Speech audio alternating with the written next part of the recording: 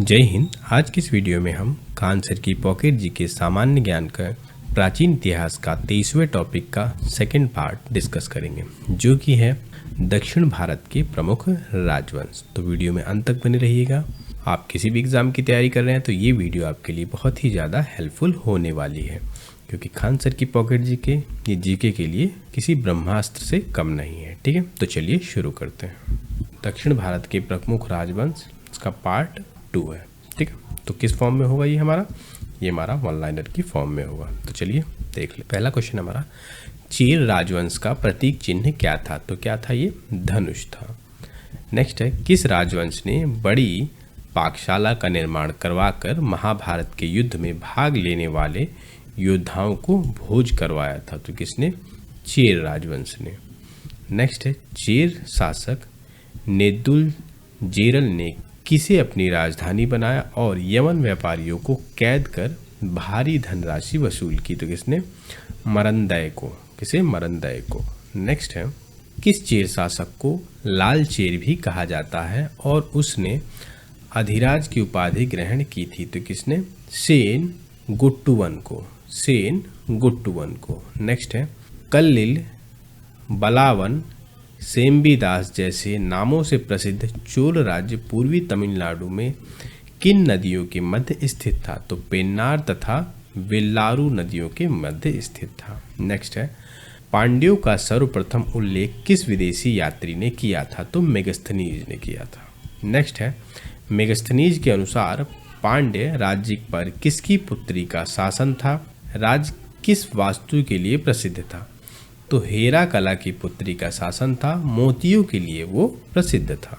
Next है, पांड्य राज्य की राजधानी और उनका प्रतीक चिन्ह क्या था? तो राजधानी थी क्या? मदुरई, और प्रतीक चिन्ह था कार्प या मछली। नेक्स्ट है, पांड्य का उल्लेख किन दो महान पौराणिक ग्रंथों में भी मिलता है? तो रामायण व महाभारत काल में भी जो है पांड्य का उल्लेख मिलता है। किस नदी को पांड्यों की जीवन रेखा कहा जाता है? तो वेगी नदी को, जो वैगई नदी है, उसे पांड्य की जीवन रेखा कहा जाता है।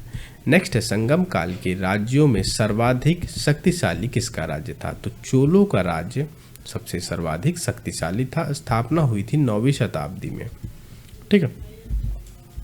नेक्स्ट है, पांड्यों, चोलों, केरो व कलभ्रमों को किसने पराजित किया था? तो विक्रमादित्य द्वितीय ने पराजित किया था। नेक्स्ट है, चोलों का प्राचीनतम उल्लेख किसने किया है तथा उनका प्रतीक चिन्ह क्या था? तो कात्यायन ने इसका जो है प्राचीनतम उल्लेख किया है, और प्रतीक चिन्ह क्या? बाघ इसका प्रतीक चिन्ह है। नेक्स्ट है, चोल साम्राज्य की कौन कौन सी राजधानियां बनी? तो उदयपुर तथा तंजावुर जो है राजधानियां बनी। चोल शासकों में सबसे महान शासक करिकाल के नाम का शाब्दिक अर्थ क्या है? तो जले हुए पैरों वाला। करिकाल का क्या मतलब है? जले हुए पैरों वाला। नेक्स्ट है, चोलों की तटीय राजधानी कावेरी पट्टनम पुहार की स्थापना किसने की तथा कावेरी नदी के किनारे 160 किलोमीटर लंबा बांध बनवाया किसने? करिकाल ने। नेक्स्ट है, किस ग्रंथ में करिकाल को संगीत के सप्त स्वरों का विशेषज्ञ बताया गया है? पेरुनानुपादय ग्रंथ के अंदर। नेक्स्ट है, करिकाल किस धर्म का अनुयायी था जिसने ब्राह्मण धर्म को राजकीय संरक्षण प्रदान किया? तो कौन है ये? वैदिक धर्म का। नेक्स्ट है, संगमकालीन साहित्यों में किन दो चोल नरेशों का प्रमुख रूप से उल्लेख मिलता है? तो करिकाल और कोचेंगड़ान। कोचेंगड़ान। ठीक है। नेक्स्ट है, चोल राष्ट्र किन नदियों के बीच पूर्वी समुद्र तट पर स्थित था? तो पेन्नार और कावेरी नदियों के बीच। नेक्स्ट है, 9वीं शताब्दी में चोल राजवंश की स्थापना किसने की थी? किसने? विजयालय ने की थी। नेक्स्ट है, विजयालय ने तंजौर पर अधिकार करके कौन सी उपाधि धारण की थी? तो नर केसरी की उपाधि धारण की थी। नेक्स्ट है, तंजौर का वास्तुकार कौन था? कुजर मल्लन राजराज पेरुच्चन। नेक्स्ट है, विजयालय ने तंजौर में किस देवी का मंदिर बनवाया था? तो निशुंभ शूदनी देवी का मंदिर बनवाया था। नेक्स्ट है, विजयालय किस राजवंश का सामंत था? विजयालय किस राजवंश का सामंत था? तो ये जो है पल्लवों का सामंत था। नेक्स्ट है, पल्लवों को पराजित करके चोलों की स्वतंत्र सत्ता किसने स्थापित की और कोदंडराम की उपाधि धारण की? तो आदित्य प्रथम ने ये कोदंडराम की उपाधि धारण की थी। नेक्स्ट है, द्रविड़ देश में चोल आधिपत्य की स्थापना वास्तव में किसके समय में हुई थी? तो परांतक प्रथम के समय में हुई थी। समय काल था 907 से 953 ईस्वी।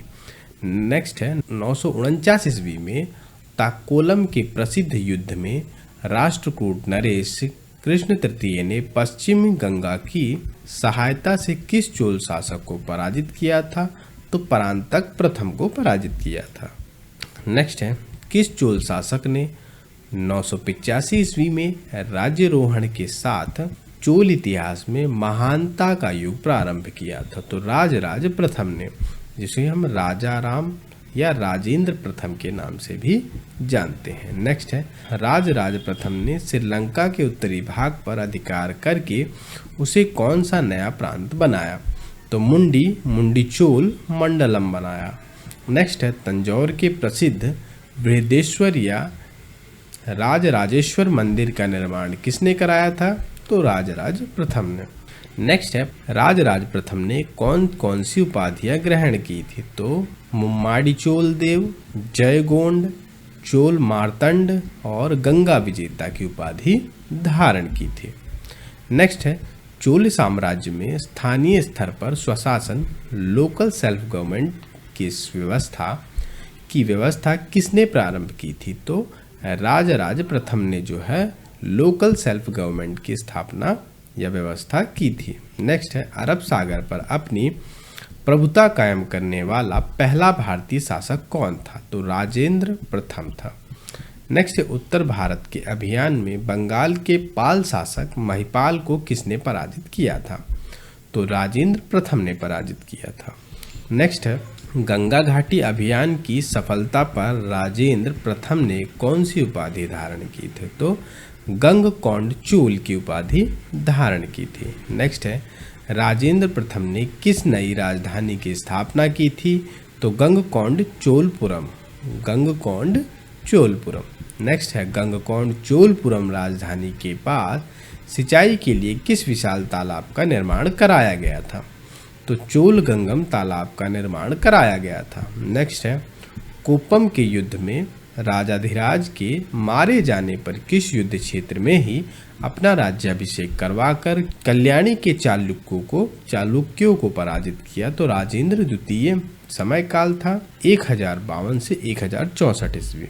नेक्स्ट है, राजेंद्र द्वितीय ने 1062 में किसे पराजित किया और अपना विजय स्तंभ कोल्हापुर में स्थापित किया? तो सोमेश्वर को पराजित किया। नेक्स्ट है, किस चोल शासक ने चिदम्बरम मंदिर में स्थित गोविंदराज विष्णु भगवान की मूर्ति को समुद्र में फेंकवा दिया? कुलोतुंग द्वितीय ने। नेक्स्ट है, गोविंदराज की मूर्ति का पुनरुद्धार करके उसे तिरुपति के मंदिर में किसने प्राण प्रतिष्ठित करवाया था? तो वैष्णव आचार्य रामानुजाचार्य ने। ठीक है, वीडियो थोड़ी सी भी हेल्पफुल लगे तो वीडियो को लाइक और चैनल को सब्सक्राइब जरूर कर लेना।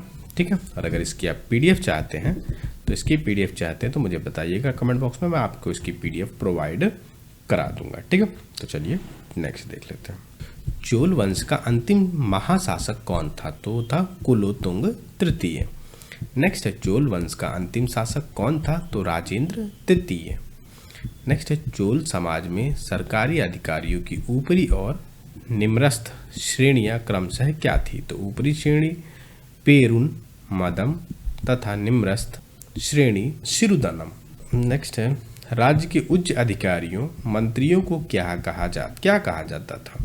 जो सदैव राजा के पास रहते थे उन्हें उडनकुट्टम कहा जाता था। नेक्स्ट है, विशाल चोल साम्राज्य कितने प्रांतों में विभाजित था और प्रांत को क्या कहा जाता था? ये 6 प्रांतों में विभाजित था। प्रांत को जो है मंडलम कहा जाता था। नेक्स्ट है, चोल साम्राज्य की प्रशासनिक इकाइयां क्रम में थी? तो राज्य, मंडल, वलनाडु, नाडु, कुर्रम और कोट्टयम। नेक्स्ट है चोल काल में बड़े शहर या गांव स्वयं एक अलग कुर्रम बन जाते थे, उन्हें क्या कहा जाता था? उन्हें तनियूर या तंकुर्रम कहा जाता था। नेक्स्ट है नाडु की स्थापना और व्यापारिक संघ की सभा को क्रमशः क्या कहते थे? तो नाडु की सभा को नट्टार तथा व्यापारिक संघ की सभा को नगरट्टार या नगरम कहा जाता था। नेक्स्ट है चोल काल में धनी भूस्वामियों को चोल राजाओं द्वारा सम्मान स्वरूप कौन सी उपाधियां दी थी? मुवेद वेलन। मुवेद वेलन 3 राजाओं को सेवा देने वाला तथा अरैयार, अरैयार माने प्रधान। ठीक है। चोल प्रशासन में सर्वसाधारण लोगों की सामान्य ग्राम सभा क्या कहलाती? तो उर का शाब्दिक अर्थ होता है पुर। ठीक है। उर सभा की कार्यकारिणी समिति को क्या कहा जाता था तथा इसके सदस्य की कार्य अवधि कितनी होती थी? तो वरीयम कार्य अवधि 3 वर्ष की होती थी।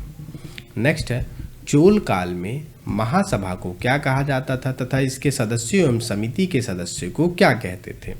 तो महाकाल को पेरुगुरी, इसके सदस्यों को पेरुमक्कल तथा समिति के सदस्य को वारी या पेरुमक्कल, वारी या पेरुमक्कल। नेक्स्ट है व्यापारी समुदाय की सर्वाधिक महत्वपूर्ण प्रशासकीय सभा कौन सी थी? तो नगरम।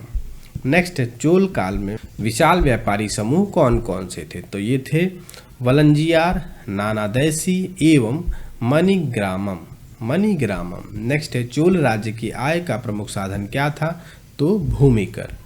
नेक्स्ट है चोल काल में भू राजस्व के रूप में कृषि उत्पादन का कितना भाग वसूला जाता था? तो 1/3 भाग। नेक्स्ट है प्रत्येक ग्राम में ग्राम सभा के कार्यों में सहायता करने वाले वेतनभोगी कर्मचारी क्या कहलाते थे? तो मध्यस्थ कहलाते थे। नेक्स्ट है चोल काल में ब्राह्मणों को दी गई भूमि और दान दी गई भूमि को क्रमशः क्या कहा जाता था? तो चतुर्वेदी, मंगलम एवं ब्राह्मणदेय कहा जाता था। नेक्स्ट है चोल सेना के 3 प्रमुख अंग कौन कौन से थे? तो पदाति पैदल, गजारोही हाथी एवं अश्वरोही घुड़सवार। ठीक है। नेक्स्ट है चोल काल में सोने के सिक्के को क्या कहा जाता था? तो सोने के सिक्के को कहा जाता था काशु। नेक्स्ट है तमिल साहित्य के त्रिरत्न किन्हें कहा जाता है? तो कंबन, ओटककुट्टन और पुगलेंदी, क्या पुगलेंदी कहा जाता था। नेक्स्ट है कन्नड़ साहित्य के त्रिरत्न किसे कहा जाता है? तो पंप, पुन्न एवं रन्न। नेक्स्ट चोल काल की कौन सी प्रतिमाएं संसार की सबसे उत्कृष्ट कांस्य प्रतिमाओं में गिनी जाती हैं? तो चोल कांस्य प्रतिमाएं। नेक्स्ट है चोल काल का सबसे महत्वपूर्ण बंदरगाह कौन सा था? तो ये था कावेरी पट्टनम। नेक्स्ट है चोल कालीन स्थानीय स्वशासन एवं ग्राम प्रशासन व्यवस्था का समग्र चित्रण किस प्रसिद्ध अभिलेख से मिलता है? तो परांतक प्रथम के शासन के 12वें-14वें वर्ष के उत्तर मेरूर अभिलेख से मिलता है। नेक्स्ट है कालक्रम के अनुसार चोलों की राजधानियां कौन कौन सी थी? उरैयूर, तंजौर, गंगैकोंड और चोलपुरम एवं कांची। नेक्स्ट है चोलकालीन स्थापत्य कला का सर्वश्रेष्ठ नमूना कौन सी मूर्ति है तथा यह कहाँ स्थित है? तो भगवान नटराज की कांस्य मूर्ति चिदम्बरम, तमिलनाडु में स्थित है। नेक्स्ट है तंजौर में स्थित बृहदेश्वर एवं राजराजेश्वर मंदिर किस देवता को समर्पित है? तो भगवान शिव को समर्पित है। नेक्स्ट है किस इतिहासकार ने तंजौर के बृहदेश्वर मंदिर के विमान को भारतीय वास्तुकला का निष्कर्ष माना है? तो पर्सी ब्राउन ने। नेक्स्ट है चोल काल का सांस्कृतिक सार किसे कहा जाता है? चोलकालीन नटराज प्रतिमा को। नेक्स्ट है चोल द्रविड़ शैली की मुख्य विशेषता क्या थी? तो ये विमान। नेक्स्ट है नागर और द्रविड़ शैली के मिश्रित रूप को किस श्रेणी का मंदिर स्थापत्य कहा जाता है? तो बेसर शैली। ठीक है। नेक्स्ट है चोल मंदिर निर्माण कला की मुख्य विशेषताएं क्या थी?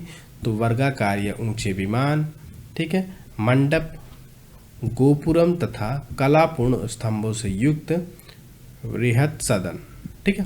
ये था हमारा दक्षिण भारत के प्रमुख राजवंश के भाग 2 और ये टॉपिक बहुत ज़्यादा बड़ा है, इसमें छोटे छोटे बहुत सारे राजवंश जो है सम्मिलित हैं, तो इसलिए ये टॉपिक बहुत ज़्यादा बड़ा है। तो इसको हम छोटे छोटे पार्ट में डिस्कस करेंगे। तो अगला पार्ट हमारा क्या होने वाला है, भाग 3, ठीक है, दक्षिण भारत के प्रमुख राजवंश का भाग 3। तो इसके लिए चैनल को सब्सक्राइब, और इसकी अगर पीडीएफ चाहते हैं तो पीडीएफ के लिए मुझे कमेंट कीजिएगा, मैं इसकी पीडीएफ आपको रिवीजन के लिए प्रोवाइड करा दूंगा, ठीक है। और अगर आप किसी सीटेट वगैरह की तैयारी कर रहे हैं तो जो है आप जाके चैनल पे देखिएगा, तो सीटेट के जो प्रीवियस ईयर क्वेश्चन हैं हिंदी के वो कराए जा रहे हैं, ठीक है। और अगर आप किसी भी टॉपिक पर वीडियो चाहते हैं या किसी भी टॉपिक के क्वेश्चन चाहते हैं तो मुझे बताइएगा, मैं उसे पूरी कराने की कोशिश करूँगा, ठीक है। वीडियो कैसी लगी वीडियो ज़रूर बताइएगा, ठीक है। और एक क्वेश्चन है आपका कि चोल वंश का प्रमुख संस्थापक कौन था, ये आपको कमेंट बॉक्स में बताना है, ठीक है। तो चलिए मिलते हैं नेक्स्ट वीडियो में, तब तक के लिए जय हिंद, जय भारत।